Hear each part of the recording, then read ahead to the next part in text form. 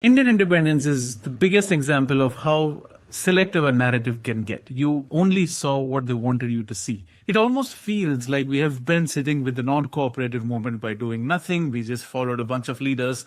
We sat in quietness. We just protested in silence. And one day the British handed over India to us. It didn't quite happen like that. There are a lot of other undermining factors. There are innumerable number of revolts, innumerable number of killings, arrests, protests, suffering, struggle that people actually had to endure for us to reach this stage.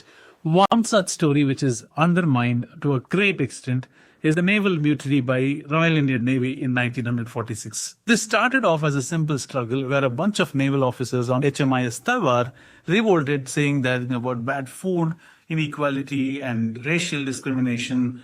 And then, all of a sudden, the flag officer, John Henry Godfrey, with abusive language, this escalated in no time. And it only took a grave turn when all these officers started revolting. Now, this quickly escalated, and this was spread to all the other ships. In no time, there were 78 ships which were a part of this revolt. In one instance, Godfrey even mentioned that he will erase the Royal Indian Navy if need be to suppress this revolt. And things got out of hand. People took onto the streets. Families took onto the streets. That is when the British had to call in for reinforcements, troops. They needed fighter aircrafts, police, etc. About 200 people were killed in this. Now, leaders like Jawaharlal Nehru, Muhammad Ali Jinnah, and Mahatma Gandhi were terrified because all the efforts that went into the independence movement so far could have been compromised by this revolt.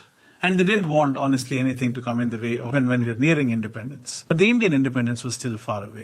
When the leaders came together, pleaded the naval officers to retreat and calm down and compose themselves so that we look at the bigger picture.